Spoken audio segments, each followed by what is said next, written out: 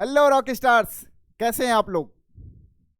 तो आप सबका एक जनरल सा सवाल होता है, सबका एक कॉमन सा सवाल होता है जो अक्सर स्टूडेंट पूछा करता है कि सर जी, डॉक्टर बनने के लिए या नीट क्रैक करने के लिए हमें कितने घंटे की पढ़ाई करनी चाहिए।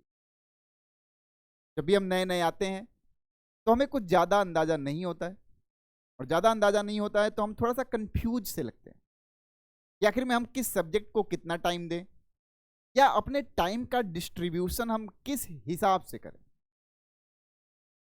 नो डाउट कि टाइम डिस्ट्रीब्यूशन और टाइम मैनेजमेंट आपको बहुत ही सक्सेसफुल बनाता है, और बहुत ही ज़्यादा बड़ा रोल है इसका आपके सिलेक्शन में। लेकिन हम इसे मैनेज कैसे करें अपने सब्जेक्ट पे, जब बात आती है कि हमारे सब्जेक्ट को कैसे दे, तब ठीक है। अच्छा, जब भी हम स्टार्टिंग करते हैं अपने प्रिपरेशन की, तो एक मस्त सा टाइम टेबल बनाता है। लगभग हर लड़का फील किया होगा, हर स्टूडेंट अपने प्रिपरेशन के स्टार्टिंग में एक मस्त सा टाइम टेबल बनाता है, जिसमें वो दिखाना चाहता है कि वो कितना पढ़ लेगा। ठीक है, लगभग आपने भी ये गलतियां की होंगी, सब करते हैं। एक प्रैक्टिकल है एकदम कि अगर हम किसी चीज़ की प्रिपरेशन स्टार्ट करते हैं तो हम सारी बाधाओं को भूल के एक बड़ा सा टाइम टेबल प्रिपेयर करते हैं, बड़ा सा टाइम टेबल जिसका नॉर्मल लाइफ से कोई संबंध नहीं है। वैधानिक चेतावनी की तरह होता है टाइम टेबल कि सुबह 5 बजे उठ के फिजिक्स पढ़ लेंगे 3 घंटे, दोपहर में फिर केमिस्ट्री दबा देंगे 3 घंटे, रात में फिर बायोलॉजी दबा देंगे 3 घंटे। ऐसे 18 घंटे, 12 घंटे, 16 घंटे का टाइम टेबल बना रखा है। फॉलो एक भी दिन नहीं होता, और जिस दिन टाइम टेबल बना उस दिन तो फॉलो नहीं ही होता। आप बनाते हो उस दिन और सोचते हो बहुत बड़ा काम कर लिया हमने, और चलो कल से फॉलो करेंगे। कल नहीं फॉलो हुआ तो फिर टाइम टेबल बनता, और इस साल भर ये प्रक्रिया चलती रहती है। तो सबसे बड़ा क्वेश्चन है आपके सामने कि कितने घंटे की पढ़ाई करनी है। क्या ये सही क्वेश्चन है? सर हम कितने घंटे पढ़ लें कि डॉक्टर बन जाए? ये तो वही बात हो गई कि दो लड़कों को रेस दौड़ाने को बोला जाए और दोनों लड़कों से बोला जाए कि आप 1 मिनट तक दौड़िए, तो हो सकता है कोई लड़का 200 मीटर दौड़ जाए और कोई 50 मीटर। यानी घंटा तो डिसाइड नहीं कर सकता कि आप कितना आगे जा सकते हैं। यानी कोई और चीज है जो मैटर करती है। यानी दो लड़कों ने जब 1 मिनट की रेस लगाई थी तो दोनों का रिजल्टेंट सेम नहीं आया। यानी नीट के लिए कितने घंटे पढ़ाई करें, ये क्वेश्चन का आंसर सेम सभी बच्चों के लिए नहीं हो सकता। तो क्या होगा आंसर? तो कभी भी अपने सिलेबस को जब हम पढ़ने जाते हैं तो एक्चुअल में करना क्या चाहिए कि हमें अपने पार्ट को, जैसे मान लीजिए मैं एक नॉर्मल स्टूडेंट हूं, तो समाज में बहुत सारी डाइवर्सिटीज है। किसी का फिजिक्स स्ट्रांग है, किसी की फिजिक्स कमजोर है, किसी की केमिस्ट्री स्ट्रांग है, किसी का कुछ स्ट्रांग है। तो मान लो हम बोलते हैं कि हमारा फिजिक्स स्ट्रांग है, हम बोलते हैं, अक्सर नीट के लड़के बच्चे बोलते हैं कि सर फिजिक्स नहीं समझ में आ रही। यार कोई चीज समझ में नहीं आ रही तो उसका एक सीधा सा मतलब है कि आपने उस पर टाइम कम दिया है बस। और कोई चीज नहीं समझ में आ रही है इसका मतलब आपको उस पर और टाइम देने की जरूरत है। तो आप ऐसे प्री डिटरमाइन कैसे हो सकते हैं कि मैं 3 घंटा फिजिक्स दूंगा, 3 घंटा केमिस्ट्री, 3 घंटा बायोलॉजी? तो बेवकूफ़ी हो गई। यानी अगर आपको चीज कोई खुद ही शुरू में ही लग रहा है कि मैं इसमें थोड़ा सा कमजोर या पीछे पड़ रहा हूं, तो कमजोर तो कोई होता नहीं, आपने नहीं पढ़ा होगा, इसलिए थोड़ा सा उसकी समझ कम होगी। आपको उस पर टाइम बढ़ाइए। और टाइम कैसे दें? तो एक छोटे छोटे टारगेट्स करने का मतलब ये है कि जैसे मान लीजिए कि हम पढ़ने की शुरुआत करें, तो हमें पता होना चाहिए। अगर टाइम आप चाहते हैं कि कितने घंटे पढ़ें, कितना पढ़ें, तो भैया आप एक वीकली शेड्यूल तैयार करिए। एक वीक में कितना आप पढ़ जाएंगे, आप सब्जेक्ट को डिस्ट्रीब्यूट करिए। जैसे मान लीजिए कि फॉर एग्जांपल, अगर हम आपको एक एग्जांपल दें, अगर इसको फॉलो करिएगा तो फायदा जरूर होगा। एक एग्जांपल लीजिए कि आपके जूलॉजी वाले हिस्से में लगभग 18 लेसन होंगे, मिला जुला के बॉटनी में भी लगभग यही होंगे, केमिस्ट्री फिजिक्स में भी लेसन होंगे 32 अप्रॉक्स। तो आप अपने समय को, अपने पढ़ाई के पार्ट को अब घंटे में कैसे डिसाइड कर सकते हैं? जैसे मान लीजिए कि आप करें क्या, आप एक टाइम टेबल बनाए ऐसा कि भैया इस वीक में मुझे इतना पढ़ना है, अपने फिजिक्स वाले पार्ट से, केमिस्ट्री वाले पार्ट से, जूलॉजी या बॉटनी वाले पार्ट से इतना इतना हिस्सा पढ़ जाना है। एक तो छोटे छोटे टारगेट जब आप अचीव करते हैं तो आपके चेहरे पे, आपके मन में एक अजीब तरह की खुशी भी आती है, एक आत्मविश्वास भी डेवलप होता है।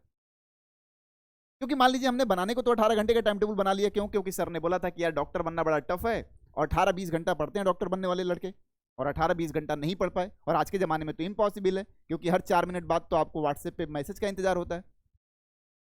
देखिए, आप कभी भी कोई प्लान बनाइए तो आप अपने बाधाओं को जरूर ध्यान में रखिए कि आपके पास बाधाएं कौन कौन सी हैं।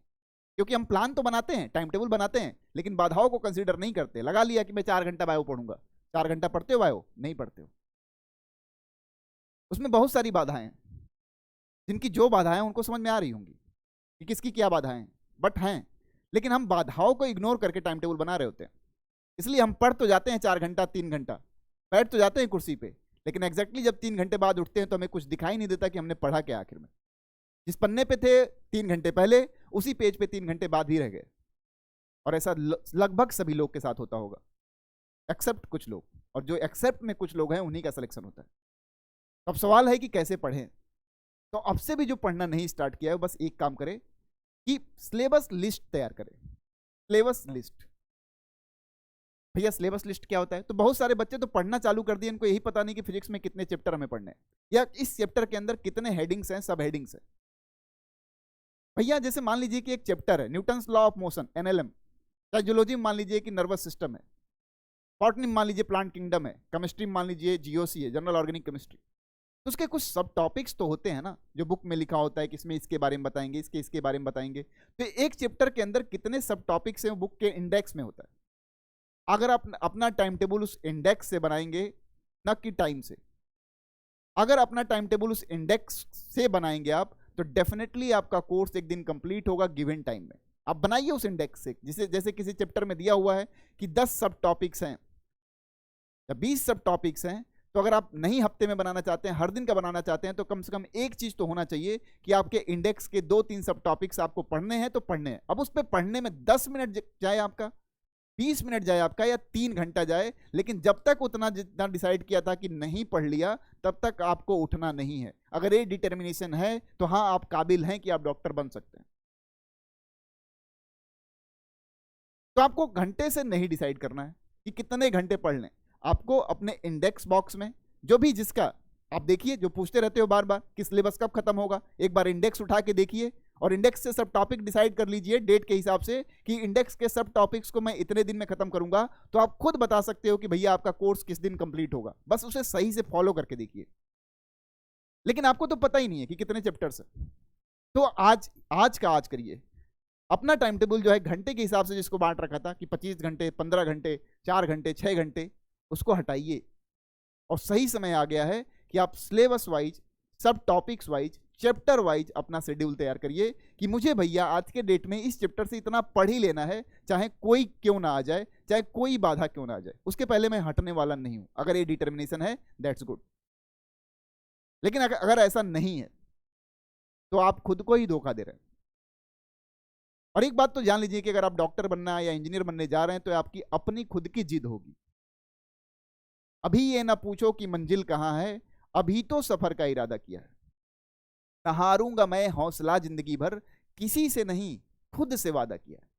और शायद आप लोग अपने से ही वादा किए होंगे, अपने कॉपी पे अभी नाम भी लिख चुके होंगे, नाम के आगे डॉक्टर या इंजीनियर।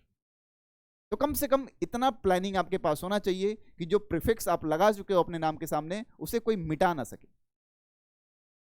तो उसके लिए लग जाइए। अब सही समय आ चुका है। अपने इंडेक्स से टाइम टेबल तैयार करिए। आप इंडेक्स समझ रहे हैं ना? इंडेक्स का मतलब होता है कि जब आपके चैप्टर की शुरुआत होती है, बुक का इंट्रोडक्शन होता है, तो वहां उस चैप्टर को कितने सब टॉपिक्स में डिवाइड किया गया है उसके हिसाब से बताया गया होता है। आप इंडेक्स वाइज बनाइए कि आप देखिए कि किस चैप्टर को एक हफ्ते में खत्म करना है, और एक हफ्ते में खत्म करना है तो उसमें कितने सब टॉपिक्स हैं, तो डे वाइज उसे डिसाइड कर लीजिए। आपको एक तो अपने पूरे कोर्स की टाइमिंग भी पता होगी, और छोटे छोटे लक्ष्य अचीव करेंगे आप तो आपको खुशियां भी बहुत मिलेंगी। ठीक है? तो ऐसा फॉलो करना शुरू कर दीजिए। ऐसा फॉलो करना शुरू कर देंगे तो आपको धीरे धीरे धीरे धीरे रिजल्ट मिलना शुरू हो जाएगा। ठीक है? तो उम्मीद करता हूं कि बहुत सारे बच्चों को इससे फायदा होगा, बहुत सारे बच्चे इसको फॉलो करना शुरू कर देंगे। धन्यवाद।